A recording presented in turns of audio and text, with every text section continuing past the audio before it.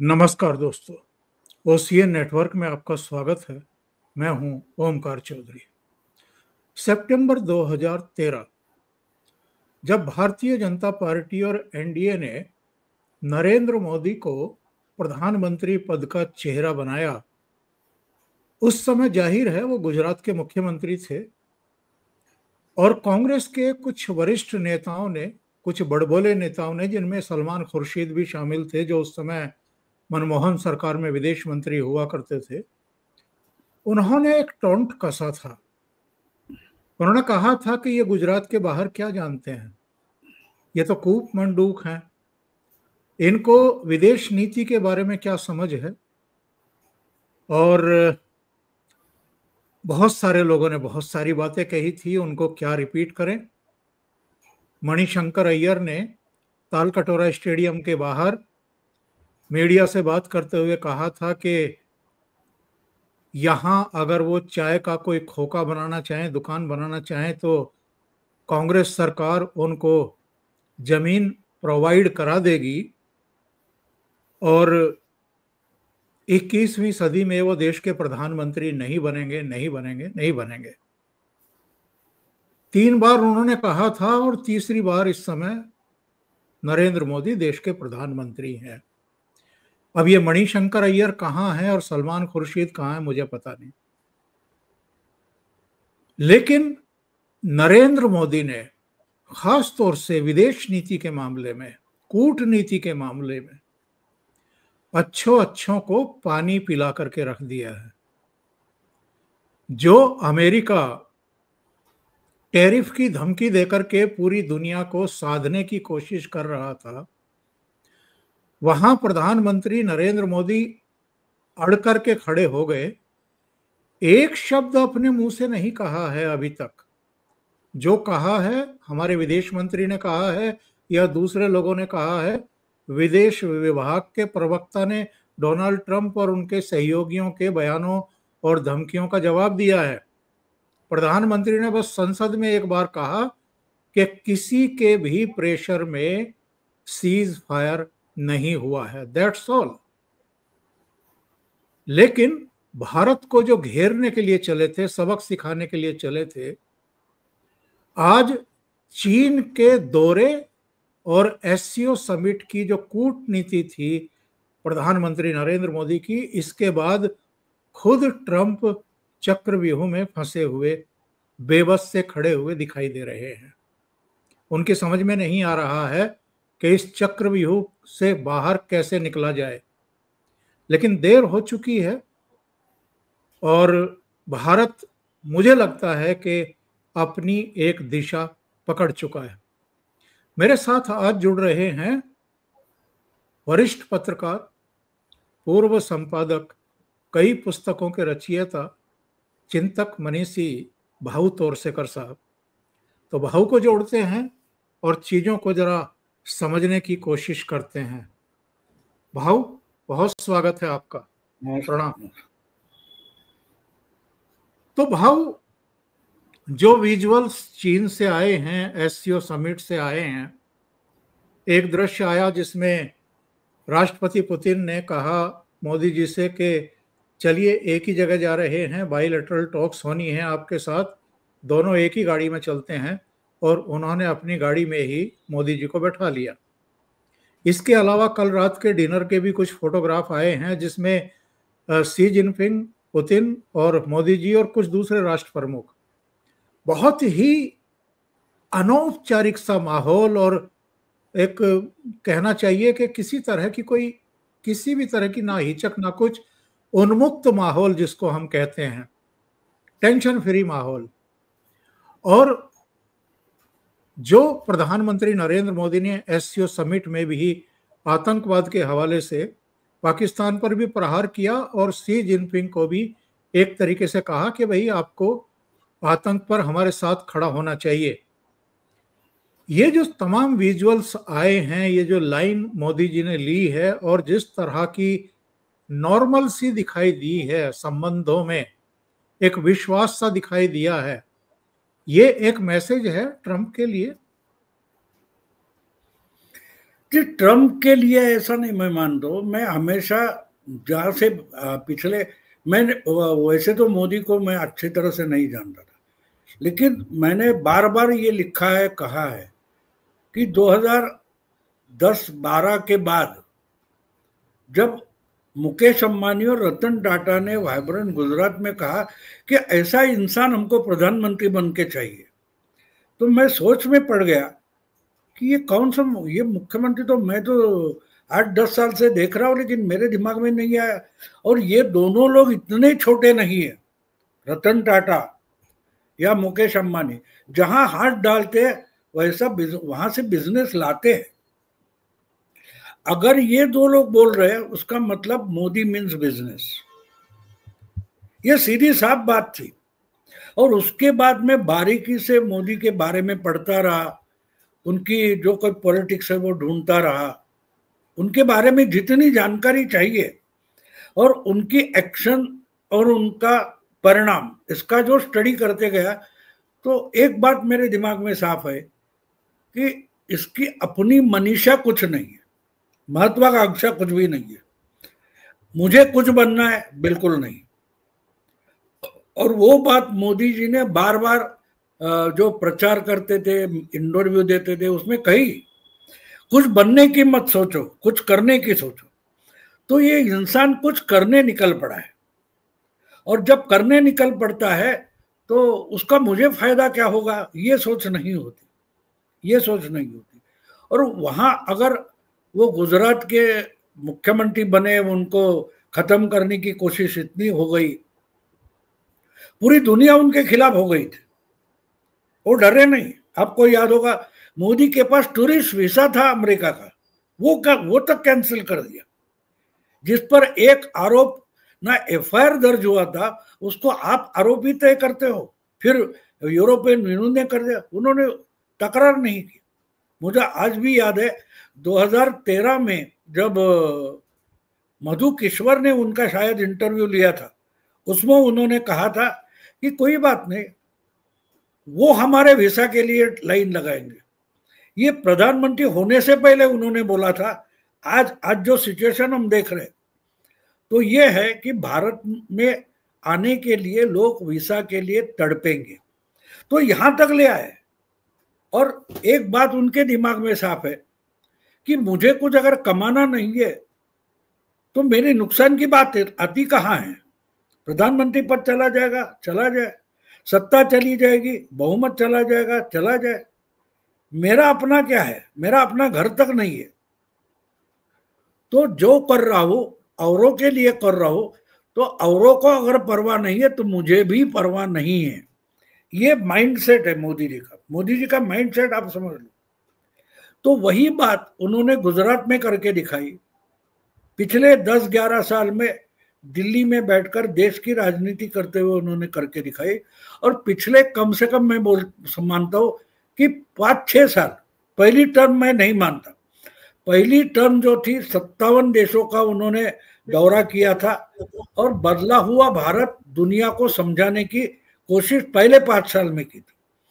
दूसरे 5 साल में उन्होंने आहिस्ते आहिस्ते अपने पैर जमाए।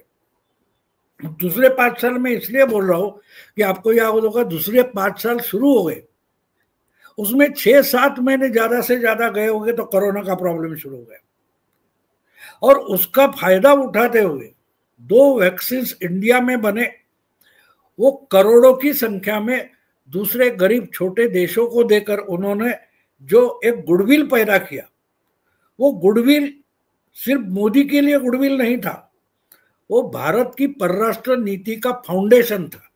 आज वो हम टावर बनते देख रहे हैं ना, किधर शंघाई कोऑपरेशन हो या और कहीं हो, या कहीं G7 हो, G20 हो, ये हम सब देख रहे हैं ना, वो उस पर, उस फाउंडेशन पर खड़ा है।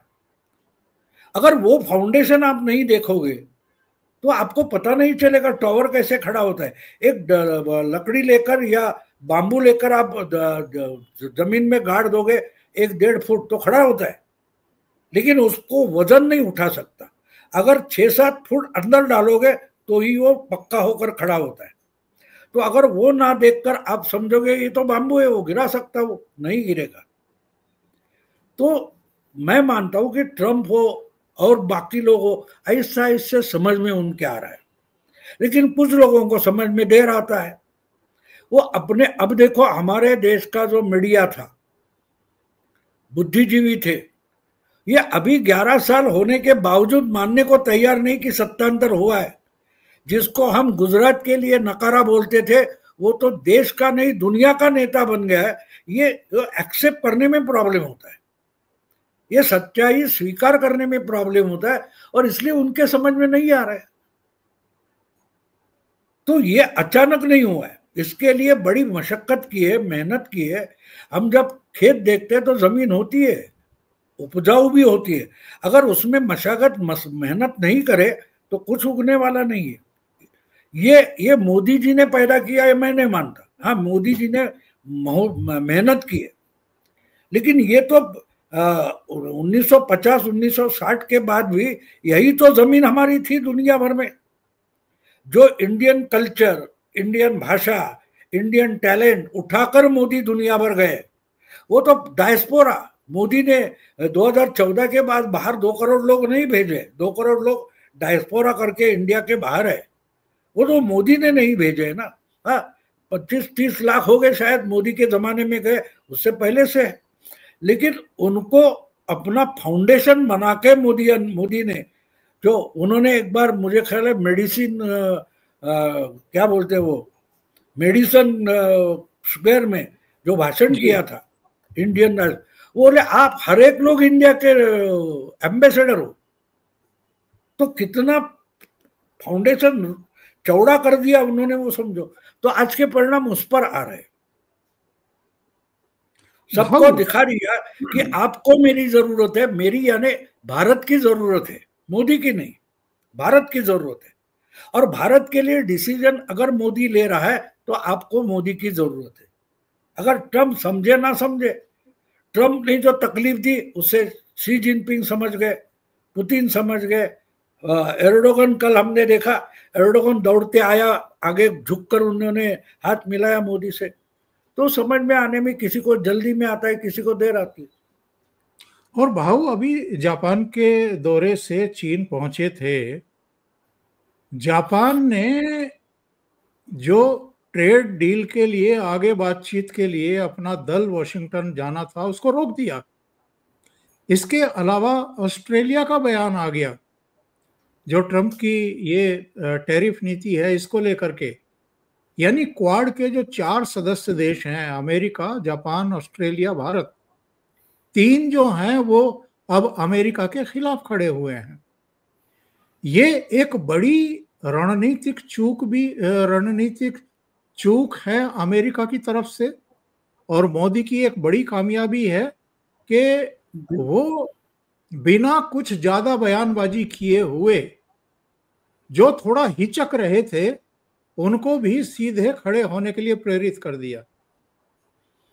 मैं आपको कल्पना चावला की याद दिलाता हूँ। कल्पना चावला जो स्पेस स्टेशन वगैरह गई थी, कभी 20 साल हो गए उस एक्सीडेंट को, एक मेरा ख्याल है 20 साल के आसपास हो गए।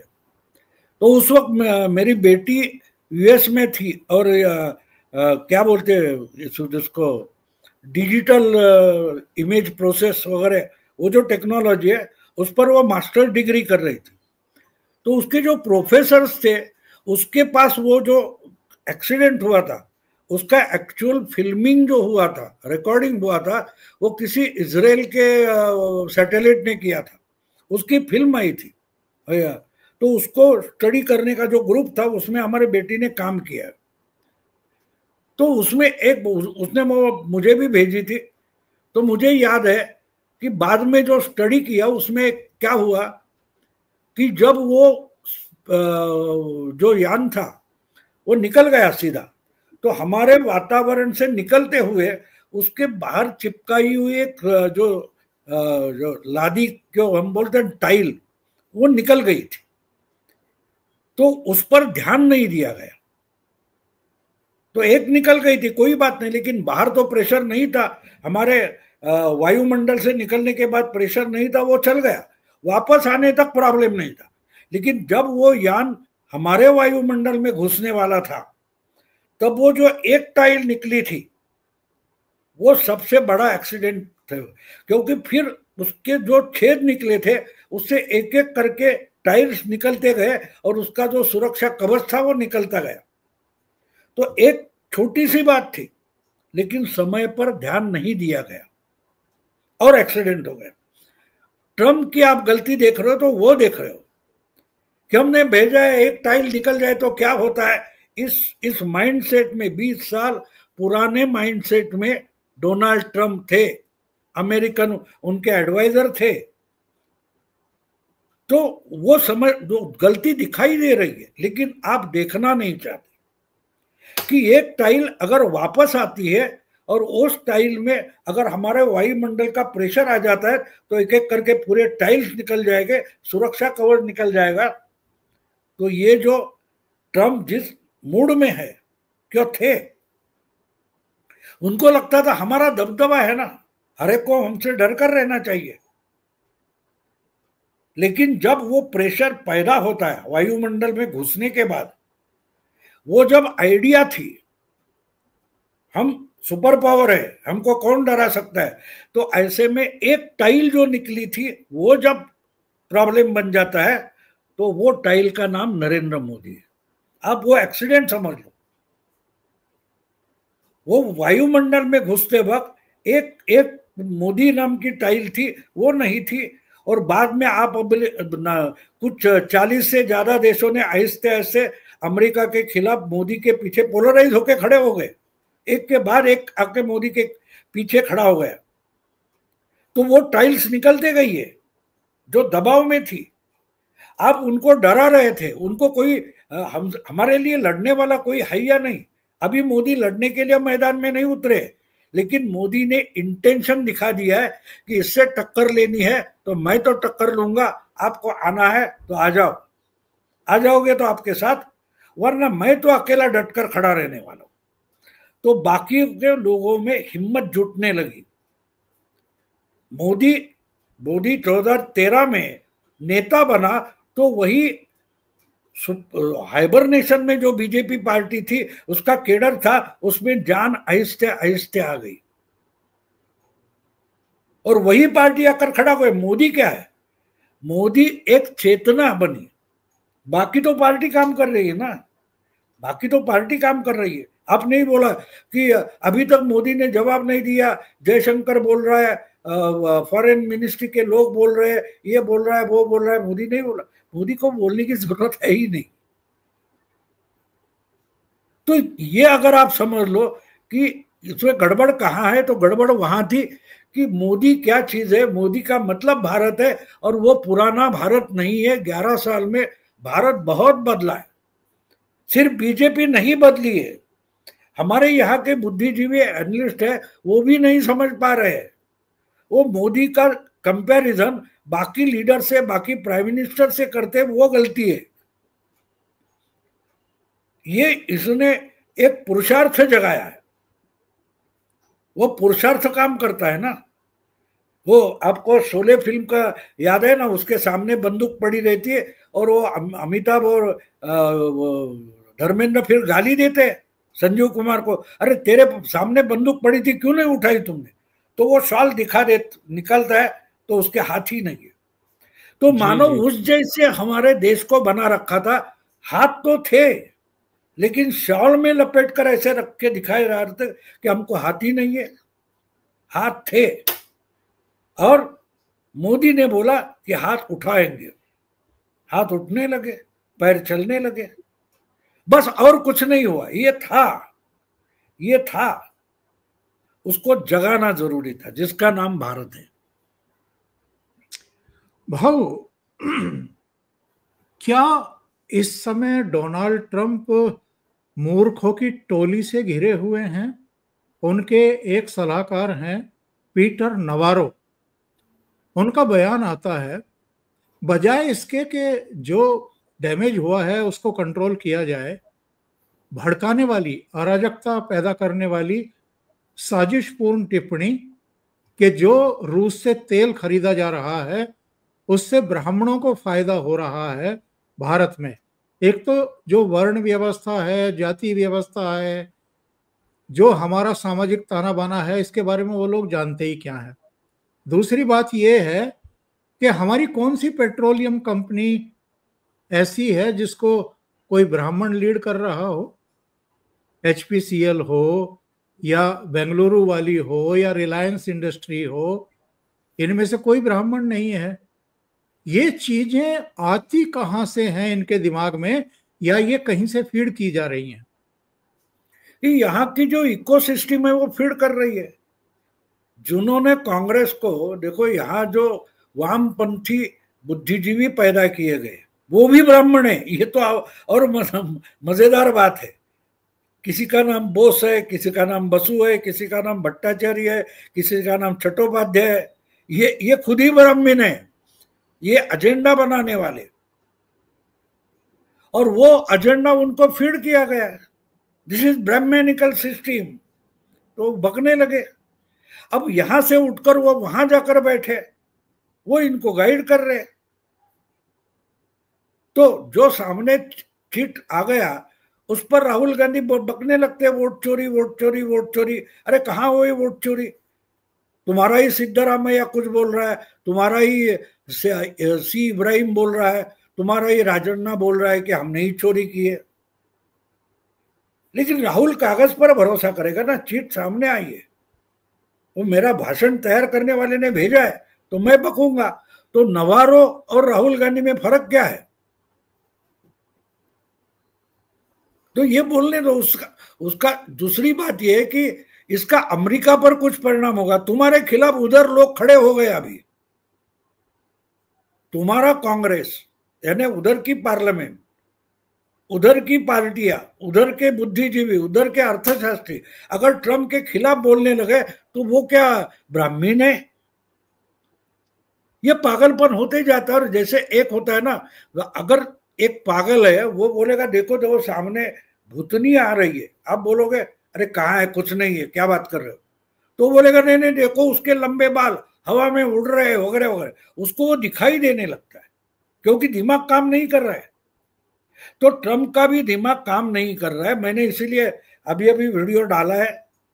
तो मुझे तो ये सब देखकर वो जो चाइना में हम सब लोग, हमारे लोग गए पुतिन वगैरह, तो मुझे वो चलती का नाम गाड़ी फिल्म थी, उसका गाना याद आ गया कल रात को।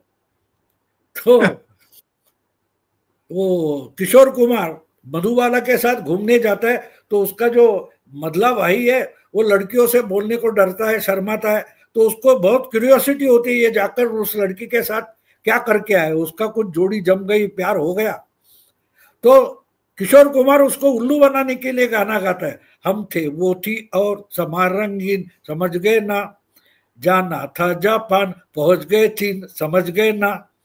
अब देखो गाना और ये पूरा इंटरनेशनल जियो पॉलिटिक्स एक जैसा हो गया।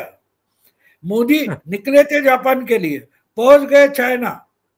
हाँ, और उसके आगे की लाइन है, जाना था जापान पहुंच गए चीन, समझ गए ना, याने याने याने प्यार हो गया। तो याने याने याने डील हो गया। और उसके आगे वो बेचारा अनूप कुमार रोते रोते उसको पूछा, अरे मन्नू तेरा हुआ अब मेरा क्या होगा। यहां मैं उल्टा बोलता हूं कि मानो मोदी जी ट्रंप को बोल रहे, ट्रंपू मेरा हुआ अब तेरे डील का क्या होगा। तो हम थे, मैंने वो थोड़ा बदल कर, हम थे शी थे और रूसी पुतिन, समझ गए ना। पूरे देखो कैसा यानी मजाक में बैठे बैठे ये बदल दिया मैंने। हम थे शी थे और रूसी पुतिन, समझ गए ना, जाना था जापान पहुंच गए चीन, समझ गए ना। इस 3 लाइन में पूरी घटना जियो पॉलिटिक्स आ गई। मजाक मजाक में मैंने बना दिया, लेकिन कितने कम शब्दों में। ये कोई जटिल बात नहीं है। तुमने अगर 10 लोगों को आप सताओगे तो कहीं ना कहीं इकट्ठे हो गए। उनके लिए एक लीडर जरूरी होता है। जो पुतिन नहीं था, जो शी नहीं था, मोदी डटकर खड़ा हुआ, बोला तक नहीं, बिल्कुल, और हो गया। भाऊ, आप मेरे साथ चर्चा में लगातार ये बात कहते रहे कि अगर यूएनओ का सिक्योरिटी काउंसिल का सुधार नहीं होता है, परिवर्तन नहीं होता है, तो मोदी एक समानांतर व्यवस्था के लिए भी जा सकते हैं।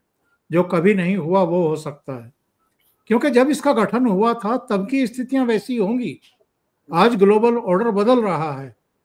आज जो आर्थिक ताकत हैं वो नए सिरे से सामने आई हैं, और पुरानी आर्थिक ताकत जो है उनका ह्रास हुआ है एक तरीके से। तो अरे सुबह जब मैंने आपसे बात, फ्रांस और यूके आईएमएफ के पास गए। फ्रांस आए तो वीटो पावर, और आईएमएफ के पास गए अभी अभी। तो आप समझ लो कि उनकी एक्सपायरी डेट हो गई है, दे आर आउटडेटेड नाउ। अगर नई ताकतें बनी है तो आपको नई ताकत को साथ लेना पड़ेगा। अगर नहीं लोगे तो आपको धक्के मारकर निकालेगा। आज का मोदी या आज का इंडिया का मतलब आप समझिए, वो आपके टेबल पर मुझे भी आकर बैठना है, मुझे कुर्सी दे दो एक, ऐसे बोल नहीं रहा है। अगर कोई उठकर कुर्सी नहीं देगा तो मैं नया टेबल बना दूंगा। समझे आप? मोदी की पॉलिसी आप समझो। वो ये नहीं बोल रहा है कि आपका जो टेबल है गोलमेज, उसमें मुझे बैठने के लिए कुर्सी चाहिए, आपका रिकॉग्निशन मुझे चाहिए। ये मोदी नहीं बोल रहा है। और ये गधा नोबेल के लिए पीछे पड़ा है, ये कुर्सी तक नहीं मान रहा है। वो बोल रहा है सीधे सीधे, अगर कोई मुझे उधर बैठाने के लिए बुलाएगा नहीं, कोई बात नहीं, मैं नया टेबल बना दूंगा, एक एक करके यहाँ कर बैठेंगे। अभी एसएचओ में क्या बोलते हैं उसको, एससी क्या बोलते हैं, एससीओ, शांघाई, हाँ, शांघाई कोऑपरेशन ऑर्गेनाइजेशन। तो ये जो एससीओ है वो यूनो की जगह, यूएनओ की जगह ले सकता है। इसके ड्रम से ट्रम्प पगला गया है। ये दादागिरी कहां से करते रहे कि हम यूनो को फाइनेंस करते, ये करते, तो करो, हमको यूनो की जरूरत नहीं है। हमने अल्टरनेट, अभी 26 देश आकर बैठ गए इसमें, और एक साल जाने दो, 40-45 हो जाएंगे। तुम्हारा वीटो चाहिए किसको? चाहिए किसको? उसमें 2 तो कंगाल हो गए, आईएमएफ के पास पहुंचे, तीसरा बचा है ट्रम्प। बाकी 2 वीटो, पुतिन और चाइना हमारे साथ है। तो हम बोलेंगे इसके बाद हमको वीटो है, तुम्हारा वीटो कौन बोलता है? और नोटबंदी के समय तुम्हारे नोट सब गायब हो गए, अब हमारे नोट चलेंगे। डॉलराइजेशन का मामला शुरू हो गया।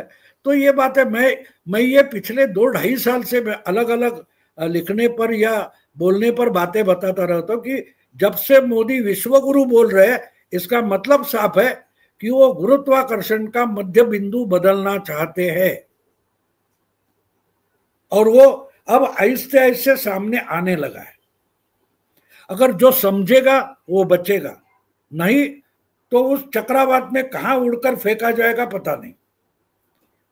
हाँ, कुछ बात यह कि ट्रम्प का भी आभार मानना पड़ेगा। ट्रम्प ने उसमें बहुत मदद की है।